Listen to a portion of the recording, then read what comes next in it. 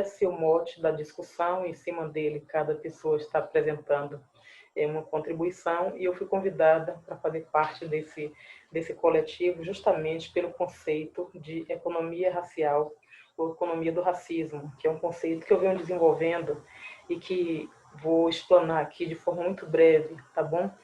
Primeiramente, a economia do racismo é a causa ou o efeito do racismo na economia, na produção e na distribuição dos bens e riquezas socialmente produzidos. Até aí você entende bem? Pronto. Eu estou dizendo com isso que o racismo impacta violentamente na produção de riquezas e na distribuição de riquezas e oportunidades. Tá certo? O segundo ponto para a gente pensar esse conceito é saber que a economia do racismo, você pode entendê-la também como a criação e o aproveitamento de vantagens e desvantagens que o racismo e seus operadores, discriminação racial e preconceito racial, oferem a certos indivíduos. Dessa forma, ele cria uma reserva de vantagens e privilégios para si e seus sucessores, em detrimento dos demais. É por essa razão que às vezes nos parece tão comum que a elite política e econômica do país seja toda ela branca. É por essa razão que às vezes nos parece tão comum, tão natural, que a população carcerária brasileira seja majoritariamente negra. Mas de natural e de normal não tem nada aí.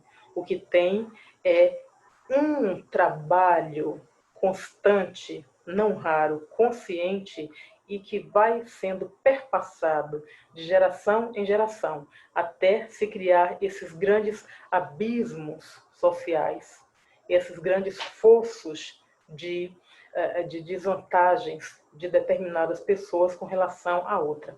Um terceiro ponto que nós precisamos considerar para pensar a economia do racismo é que é importante que a gente aplique sobre o fenômeno racismo instrumentos quantitativos cientificamente comprovados. Então, eu proponho que a gente analise o racismo sempre que possível com os instrumentais da teoria econômica, que a gente possa aplicar a teoria econômica, a estatística, a matemática sobre o fenômeno do racismo, para a gente sair um pouco da subjetividade que alguns ainda acham que tem e entrar em questões mais pontuais.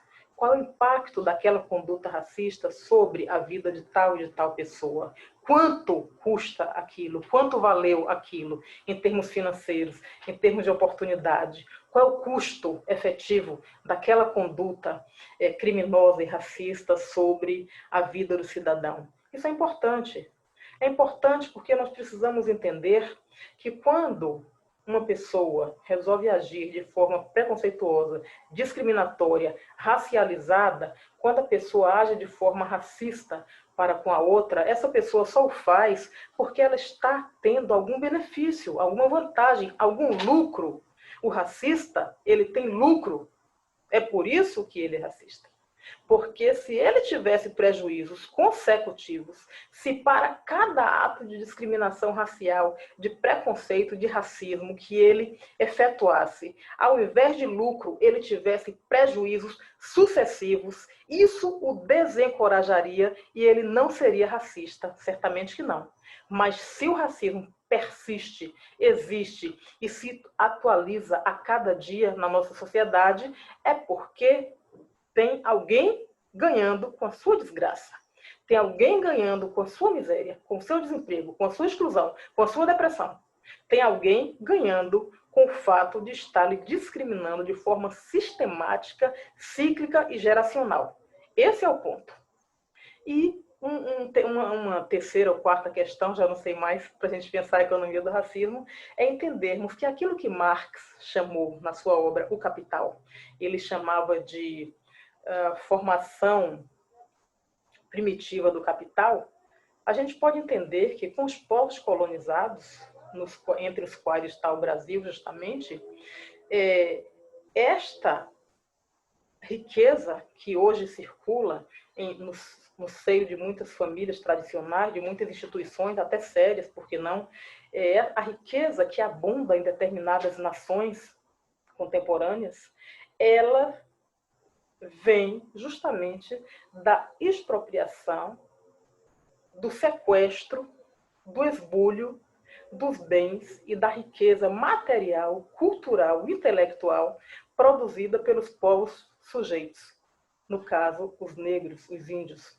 Então, as nações colonizadoras, quando foram aos países do continente africano, quando adentraram as matas, elas esbulharam toda a riqueza material, todo o conhecimento, tudo que era interessante, tudo que para eles tinha valor, eles esbulharam, se apropriaram e hoje aparecem como ricos, como se fosse uma riqueza natural. É natural que o branco já nasça rico. É natural que o negro já nasça pobre e permaneça pobre. É tudo muito natural, mas não é não. Nós precisamos ficar atentos para a origem dessa riqueza e como ela está se perpetuando ou não. Tá? Mas é claro que quando a gente pensa em economia racial, em economia do racismo, nós estamos retomando alguns conceitos que já são antigos nossos. E que em toda discussão convém que a gente possa revisitá-los, porque sem eles a discussão se torna muito frágil. Primeiro deles é o conceito de racismo. O que é o racismo, então? Entre outras coisas, nós podemos dizer que o racismo é um arcabouço de teorias e crenças, é um arcabouço de ideologia que prega a supremacia de determinadas raças, de determinados grupos étnicos sobre outros. O racismo em si é um dado intelectual. Só que ele não fica só na cabeça de quem pensa o racismo, de quem pratica o racismo. Ele se manifesta no cotidiano através de dois operadores fundamentais, que são o preconceito e a discriminação racial. O preconceito em si é a ignorância, né? A ignorância propriamente dita, o não saber, é uma coisa ruim que gera uma série de sentimentos nocivos, mas que com estudo, com orientação, com informação, por vezes esse operador, que é o preconceito racial, ele tende a causar um menor estrago. O grande problema do preconceito é justamente que ele causa sentimentos ruins de medo, de reação, de uma série de sentimentos. E esses sentimentos também não vão ficar só na cabeça da pessoa, nem no coração preso. Ele vai partir para a vida cotidiana e vai se manifestar de alguma forma concreta, né? Na forma de exclusão, na forma de retenção, na forma de retaliação, na forma de bullying. Enfim, são condutas que acabam causando uma restrição ao bem-estar do outro. Isso é um problema muito sério que precisa ser combatido. Então, como o preconceito racial ele atua ainda na área da subjetividade e das ações concretas também, nós precisamos combatê-lo com muito diálogo, com muita conversa, com muita informação, mostrando diferentes pontos de abordagem sobre o mesmo assunto, para que a pessoa portadora, né, deste preconceito, deste racismo, ela possa revisitar suas atitudes, suas crenças e, por que não, melhorar. O ser humano tem cura, porque ninguém nasceu racista. As pessoas não nascem preconceituosas, elas nascem ignorantes, propriamente dito. E com o tempo, com informação, com abertura e com formação, nós vamos nos tornando pessoas civilizadas, né? Então, o preconceito ele tem essa importância para a gente pensar a economia do racismo. E, finalmente, a discriminação racial. Essa sim, está no nosso dia a dia fortemente exemplificada, fortemente lastreada. Eu gosto muito de usar o conceito de discriminação racial da Convenção Interamericana contra todas as formas de discriminação racial, né? Ali está dito que discriminação racial é toda forma de distinção, exclusão, restrição ou preferência nas esferas da vida pública ou privada que tem como objetivo ou como efeito anular ou limitar o reconhecimento,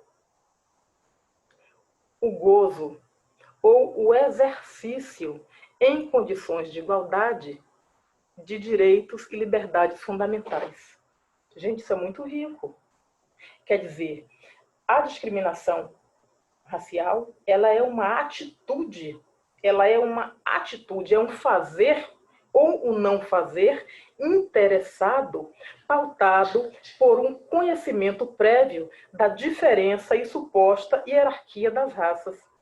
Então, esta atitude, ela pode resultar no impedimento do reconhecimento do outro.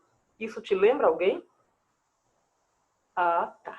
Do reconhecimento e do gozo das suas liberdades e direitos fundamentais. Então, a discriminação racial é este operador que traz para o cotidiano a ideologia do racismo, que traz para o cotidiano os sentimentos nocivos do preconceito racial e os coloca à nossa frente, na xícara do cafezinho, na entrega do refrigerante, na fila do banco, naquela porta giratória quando vamos entrar nas agências bancárias. Por essa razão, nós precisamos discutir um pouco mais essas relações para poder entendermos aquilo que Djamila Ribeiro, entre outros intelectuais brasileiros, vem tratando de racismo estrutural, porque é uma condição mental distorcida que é estrutural e, ao mesmo tempo, ela é estruturante da nossa realidade.